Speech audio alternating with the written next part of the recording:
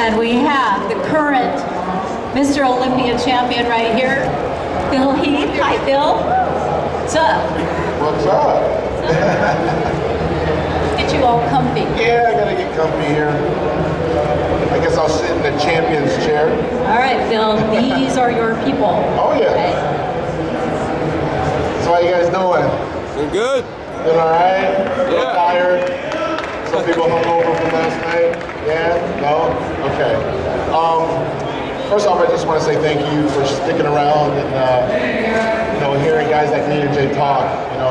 This is one of the coolest parts of our year where we get to meet all of you and not have the stress of low carb dieting and stuff like that. So I just want to say thank you.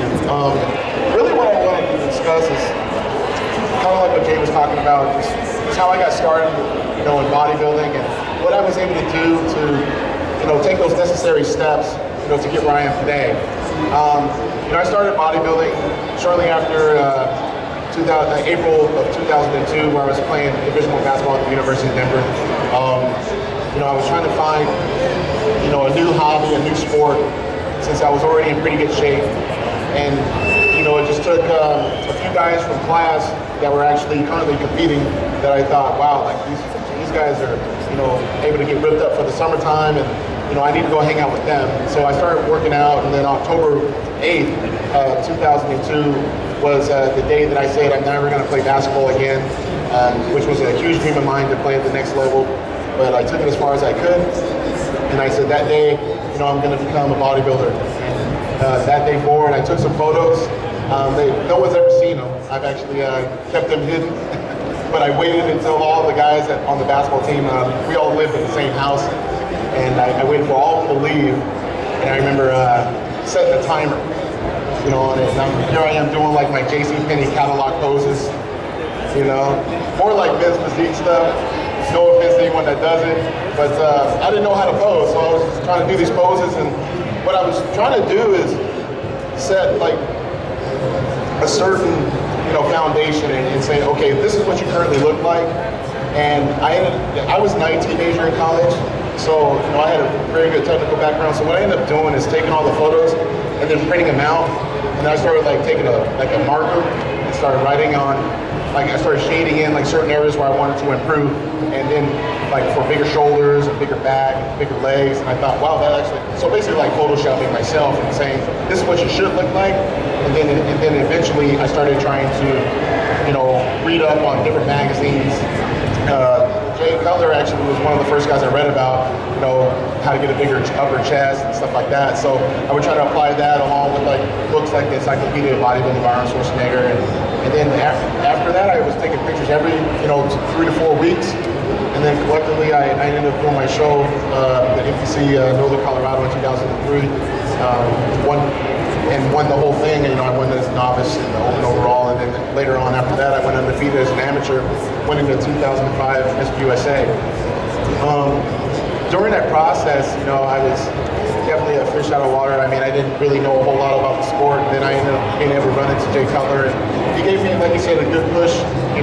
More not just on the training side, but more just on the champion's mind.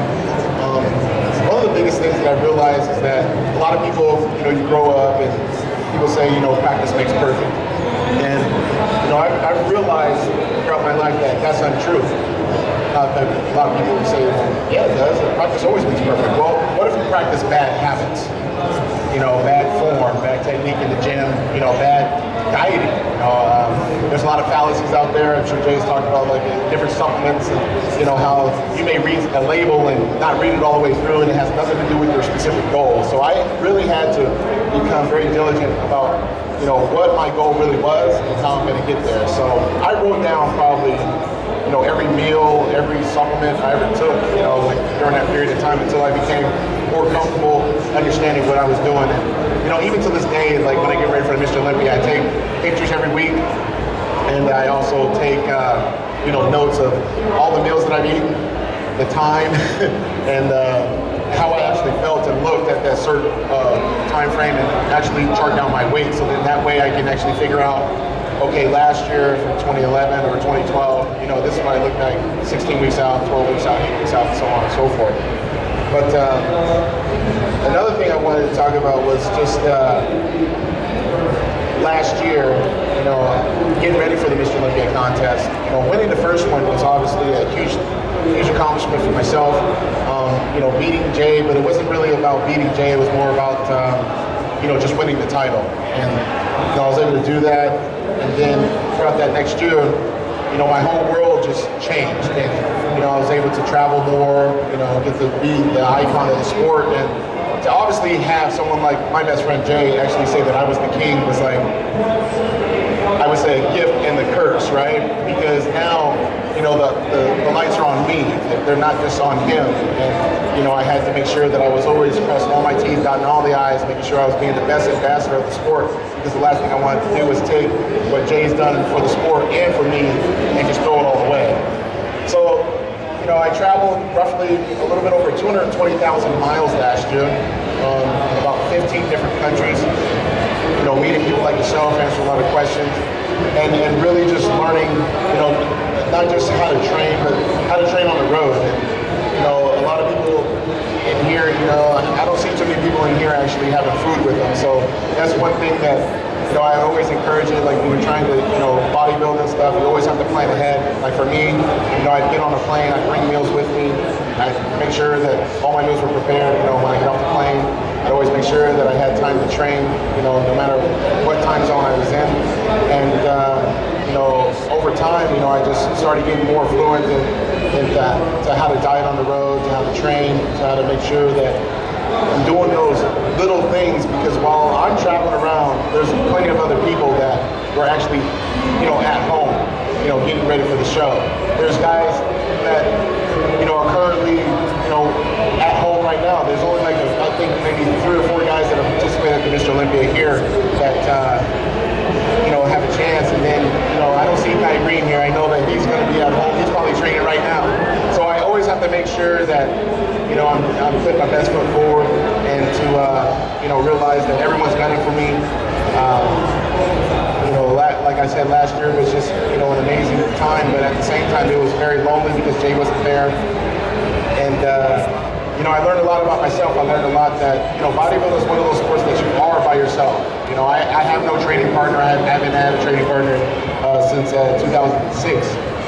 And mainly the reason behind that is, you know, I realized that bodybuilding, you're up there by yourself, you're solo, you know, so for me, I have to make sure that, you know, it's me eating those meals, it's me doing that cardio. I don't need someone screaming and hollering at me. I kind of hate that, you know. I don't know if you guys ever have that training partner that's, you know, the big front cuss guy, you know. She's actually pointing there. Is that how he is? He's cussing at you every day? All the time? And you let him do it? There's a reason why my wife doesn't compete, because like if she allowed me to train her, we'd probably get divorced, because I'm usually like so easy going, but like if I'm training her, I'm like probably grunting at cousin telling her what to do, and she's not used to hearing that, so she probably throw me out of the house. So you're pretty lucky actually. But you know, like I said, you know, 2012 was an amazing year, you know, but you know, getting ready for the show, you know, I probably had the most anxiety I've ever had in my life. And I know that was something that Jay actually told me. He said, Phil, the minute you win the Mr. Olympia, your whole life's going to change, but it's not just going to change with your body. It's going to change with how you view everything. You know, everything is going to become a bigger business. Everything is going to have more pressure.